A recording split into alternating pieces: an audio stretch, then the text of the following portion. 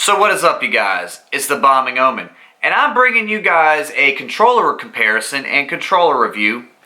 I understand that you guys have been waiting for me to do another one for a while, and I decided to put a lot of time into this. I spent some extra time on this to really get into the quality of these controllers.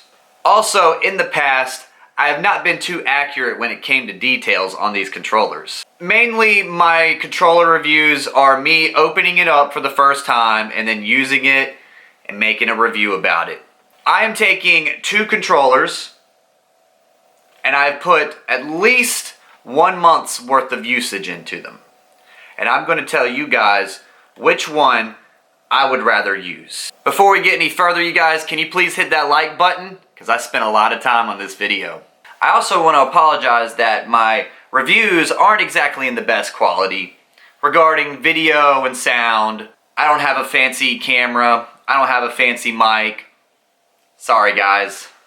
So if you hit that subscribe button, it would be really helping me out a lot, and I can bring more reviews like this in the future. So this controller came first. I got this controller back in July, late of July. Scuf Impact Cherry Blossom. And I put the digital triggers and digital bumpers on this controller. The special grip on the back was the most expensive grip. I've been a very long time fan of Scuf Impacts. I still have my very first one.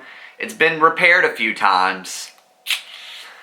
I have a second one, and I'm not even joking, you guys. My second Scuf Impact has been repaired 9 times.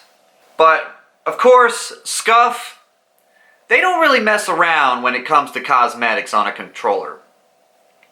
And that's something I really have to give it to them. They make a really beautiful controller. This was the most expensive controller I have ever bought. $275, you guys. This controller is amazing. It definitely performs very well. And I look very different from the first time I used this controller. I've cut my hair and I grew a beard out and everything. So yeah, my appearance has changed quite a bit. So you'll see me with long hair playing with this controller for the first time. But I kid you not. This was literally the first match I ever played using this controller. And I'm sorry if you guys don't like the game. But anyways, this is what happened. I'm playing with my new controller for the first time, guys, so it's going to take a little bit of getting used to.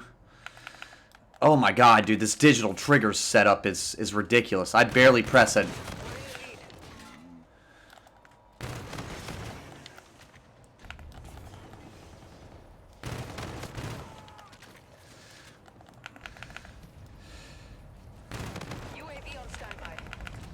Synaptic with rewind is the best. I'm just saying. Synaptic with rewind. Jumping around. It does wear out your L3 a lot. That's probably why I'd be killing my L3 so much. Games like main life cycle. Okay, I got an overseer.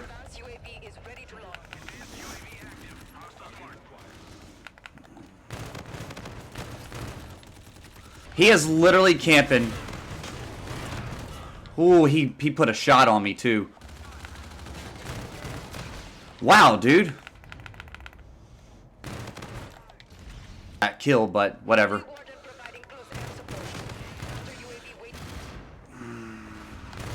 Wow, free kill? Okay.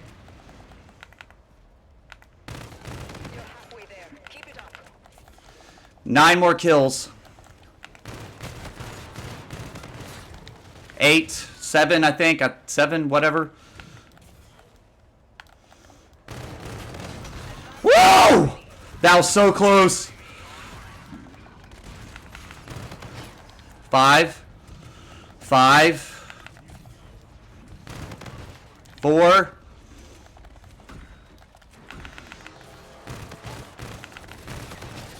3.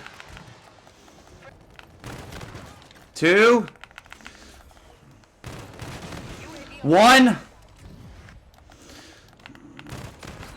Got it. First game on. First time ever using this controller.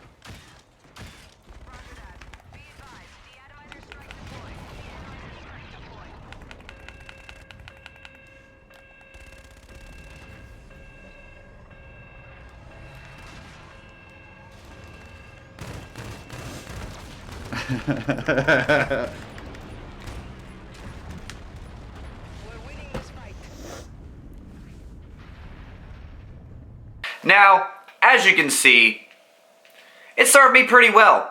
Since I've gotten this controller, I've gotten quite a few nukes in Call of Duty, but I'm really going to throw one major flaw that Scuf has into this. Their controller's durability really suck. I had this controller for 2 weeks, and this bumper right here malfunctioned on me.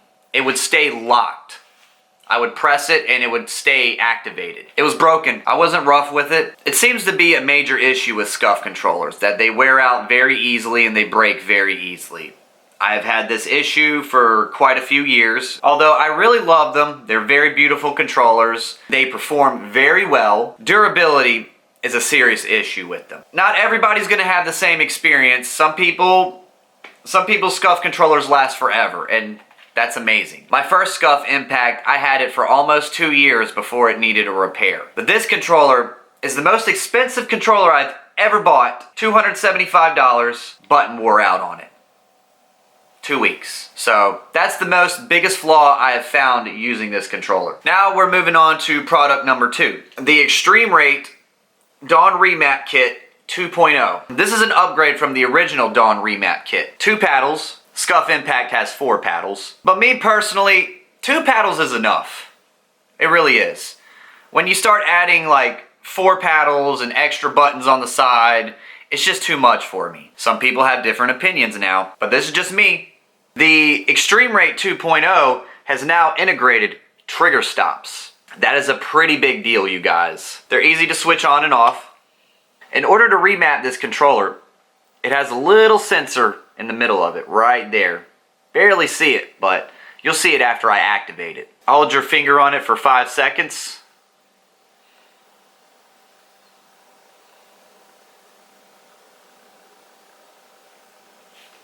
And it lights up. You then hold the button to remap to which button you want it to go to. Then you hold your finger on it for another 5 seconds. Or so, whatever. And it's gone. The controller's been remapped. Scuf uses a magnetic key that you place on the bottom of the controller, and then you do this pretty much the same thing. I put I'd say about a month into this controller just to give it some really good testing. I was quite impressed with it, and here's one of my gameplays of me using it.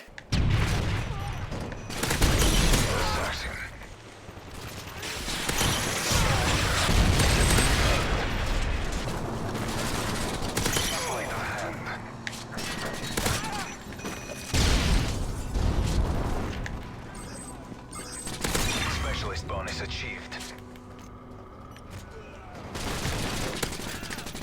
UAV online.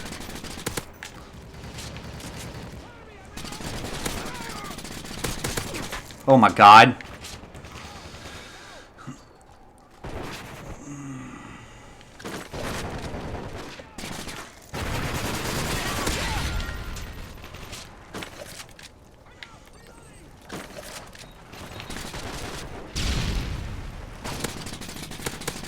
Oh my god. Oh.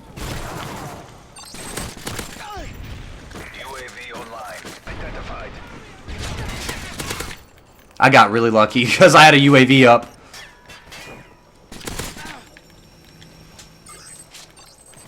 The enemy is blocking our radar.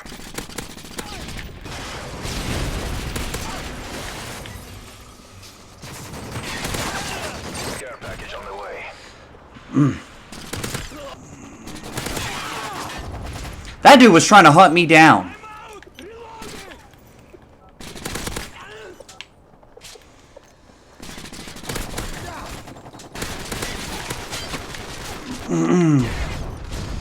They're trying to come right back after me. Oh, I got a Moab. Okay. Moab incoming.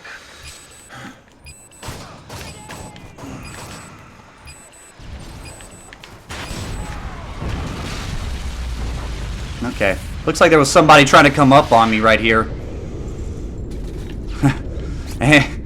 He got dropped. He was trying to run up on me.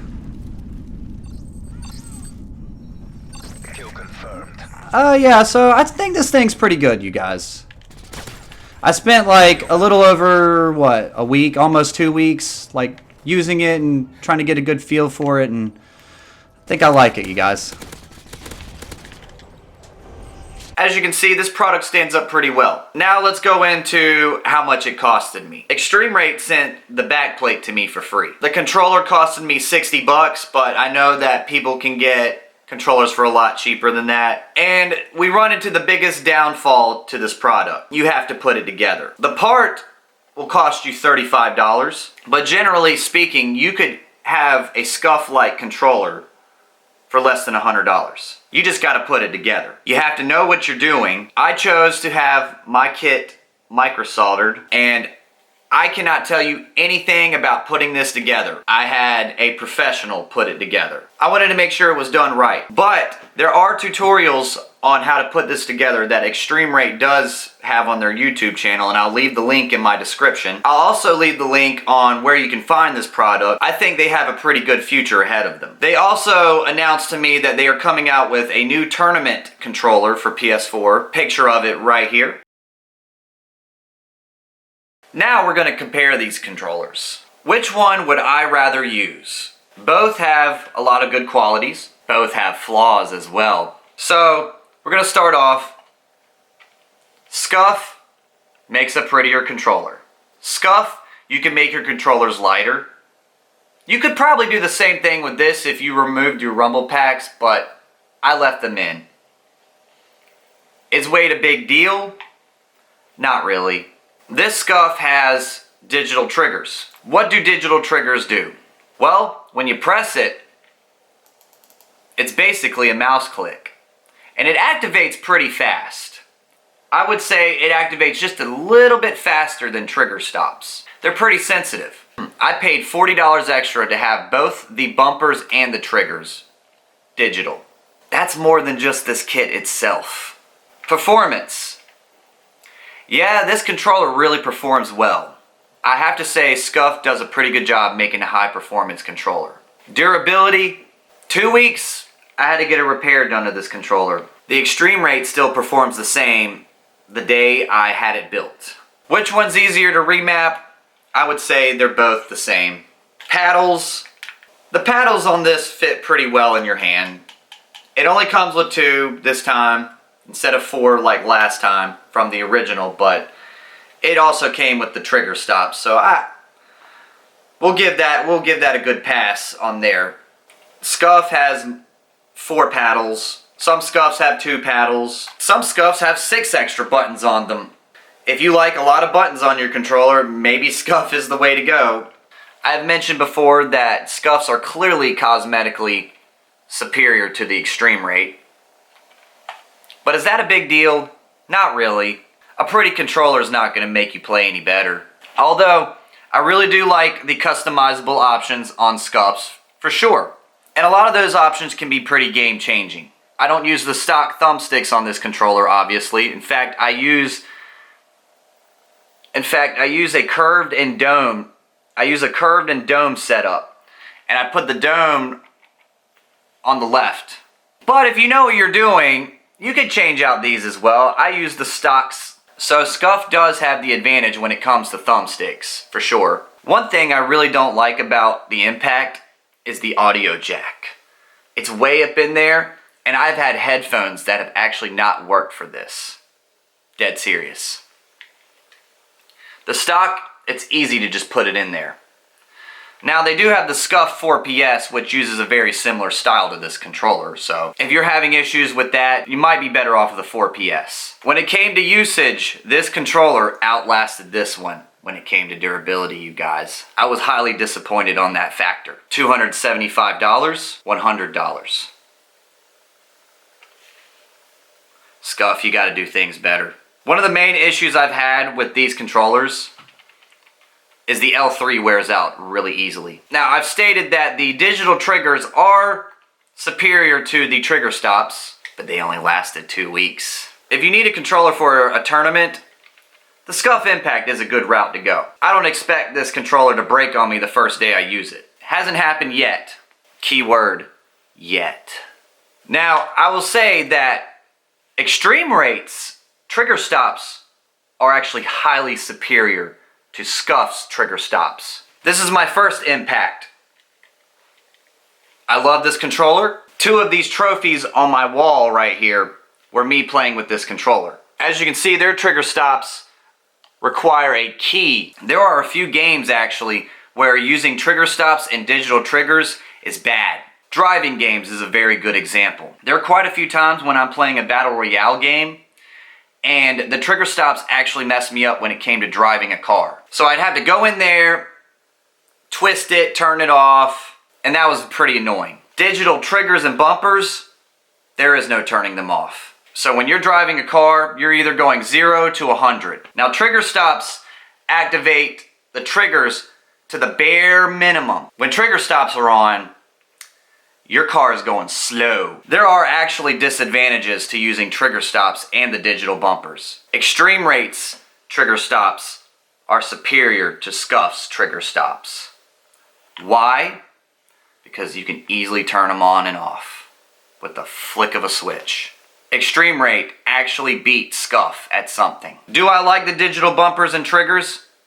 Oh yeah, they are great for shooter games. When I'm playing other games though, it's not so good. I'll also mention something else that I didn't really like about this controller. A lot of times if you hold your finger over the sensor, it tends to activate and it'll mess you up sometimes. But overall, I really like it. It served me well. It's a very good product for less than $100 if you play your cards right. You could damage a controller putting this together, so keep that in mind. You need to make sure you have one of the newest versions of the PS4 controller.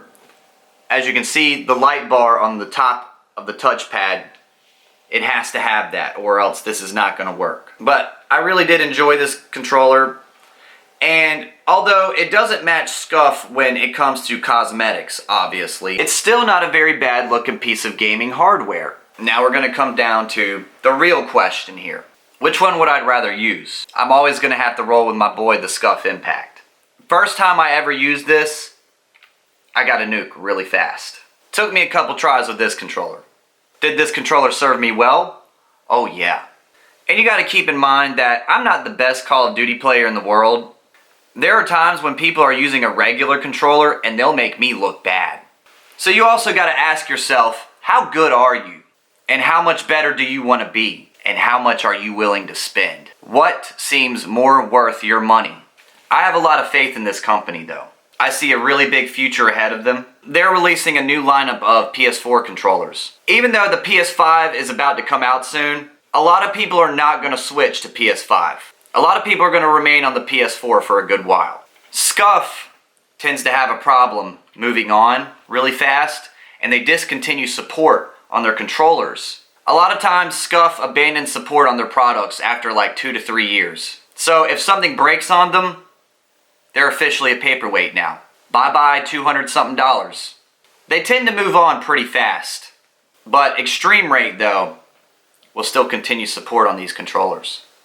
They'll still be selling their kits and everything. So if you can't get a Scuf for your PS4 anymore, try looking into these guys.